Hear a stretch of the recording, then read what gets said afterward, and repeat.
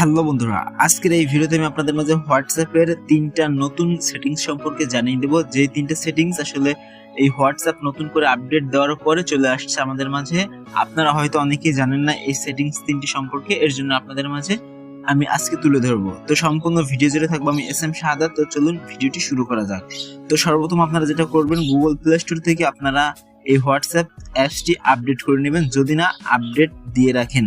তো আপডেট করার পর হোয়াটসঅ্যাপের মধ্যে চলে আসবেন। দেন হচ্ছে গিয়ে প্রথম যে সেটিংসটা দেখাবো সেটা হচ্ছে প্রাইভেসির।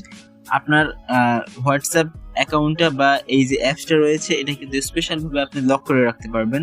তো এর জন্য আপনার কোনো থার্ড পার্টি অ্যাপসের প্রয়োজন হবে না। এই হোয়াটসঅ্যাপের মধ্যে স্পেশাল একটা ফিচার্স চলে আসছে অফিসিয়াল ভাবে, তো এটা আপনারা ব্যবহার করবেন। তো এর জন্য যেটা করবেন, হোয়াটসঅ্যাপের মধ্যে আসার পর উপরে দিকে দেখতে পাবেন 3 লাইন একটা অপশন, এখানে একটা ক্লিক করে দিবেন। দেন হচ্ছে গিয়ে সেটিংস এর মধ্যে আপনি চলে যাবেন। সেটিংসে যাচ্ছি, তারপর হচ্ছে গিয়ে আপনারা এখান থেকে অ্যাকাউন্টস এর মধ্যে চলে যাবেন। দেখতে পাচ্ছেন অ্যাকাউন্ট, এখানে আমি চলে যাচ্ছি। তারপর এখানে একটা অপশন পেয়ে যাবেন একেবারে উপরে প্রাইভেসি, এই প্রাইভেসির মধ্যে আপনি সিম্পলি চলে যাবেন।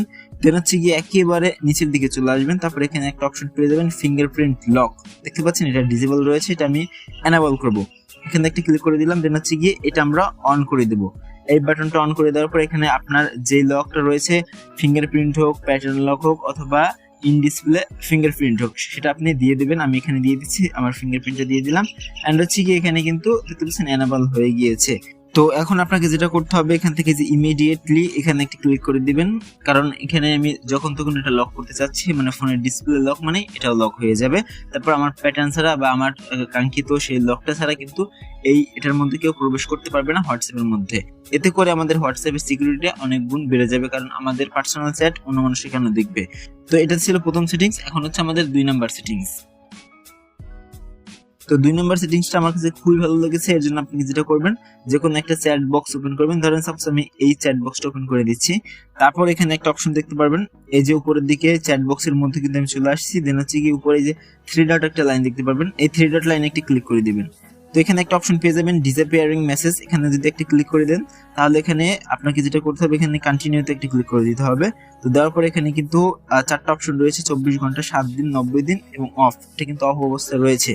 তো এই 24 ঘন্টা দিয়ে দিলাম, তার মানে হচ্ছে আমি এখন থেকে ওর সাথে যত রকমের চ্যাট করব 24 ঘন্টা পর্যন্ত থাকবে। 24 ঘন্টা পর সেটা অটোমেটিকলি ডিলিট হয়ে যাবে বা হাইড হয়ে যাবে। তো আমি যদি একটু ব্যাক করে বেরিয়ে আসি তাহলে দেখতে পারবেন এই ওর প্রোফাইলের এখানে কিন্তু একটা টাইমারের মতো রয়েছে। এটা হচ্ছে আমি ওর সাথে এখন যাই কিছু সেটিং করি সেগুলো কিন্তু অটোমেটিকলি 24 ঘন্টা পর ডিজেবল হয়ে যাবে বা রিমুভ হয়ে যাবে, জাস্ট চ্যাটিং গুলো। ওকে, তো এইভাবে কিন্তু আপনি 24 ঘন্টা, 7 দিন, 90 দিন অথবা এটা অফ করে রাখতে পারেন, এটা আপনার ব্যক্তিগত ব্যাপার। তো এখন হচ্ছে 3 নাম্বার সেটিংস। তো 3 নাম্বার সেটিংসটা খুবই ইম্পর্টেন্ট। তো যে কোনো একটা আপনি প্রোফাইলে চলে যাবেন। তো তারপর আমরা কি করি, নর্মালি একটা চ্যাট বক্সে বা কারো কাছে যদি আমরা কোনো ছবি পাঠাতে চাই, ইমেজ, তো সেই ক্ষেত্রে আমরা যেটা করি, আমরা এই ক্যামেরার আইকনে ক্লিক করে তারপরে কিন্তু আমাদের গ্যালারি থেকে যে কোনো একটা ছবি আমরা পাঠিয়ে দেই। ওকে, তো এখন আমরা যেটা করব, আমরা ক্যামেরা আইকনে ক্লিক করব না, আমরা এই যে ডকুমেন্টস এখানে একটা ক্লিক করব। এখানে একটা ক্লিক করলেই কিন্তু আমাদের এই যে গ্যালারি অপশন ওপেন হয়ে যাবে। এখান থেকে আমাদের ফাইল থেকে যে কোনো ছবি আমরা পাঠাতে পারি। তাতে করে কি হবে, আপনি যদি ক্যামেরার এখান থেকে পাঠান তাহলে কিন্তু ছবির কোয়ালিটিটা নষ্ট হয়ে যায়। ধরেন আপনি ক্লিয়ার একটা ছবি পাঠিয়েছেন, কিন্তু যার কাছে পাঠিয়েছেন সে পাইলো একটা ঘোলা ছবি, তো ব্যাপারটা একটু খারাপই হয়ে যায়। তো সেই ক্ষেত্রে আপনারা এই কাজটা করতে পারেন, এখান থেকে যদি আপনি পাঠান এই যে ডকুমেন্টস এখানে ক্লিক করে, তাহলে কিন্তু ছবির কোয়ালিটিটা যথাযথ ঠিক থাকবে।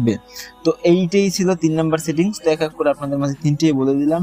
আশা করি কোনো না কোনো ভাবে আপনার এই সেটিংস গুলো কখনো না কখনো কাজে লাগবে। তো ভিডিও ভালো লাগলে অবশ্যই একটি লাইক দিয়ে দেবেন, চ্যানেলে নতুন হয়ে থাকলে সাবস্ক্রাইব করে পাশে থাকবেন। তো দেখা হবে পরবর্তীতে আরো কোনো ইউনিক ইন্টারেস্টিং ভিডিও নিয়ে। তো তখন ভালো থাকবেন, অন্যদেরকে সর্বদা ভালো রাখবেন। ধন্যবাদ সকলকে।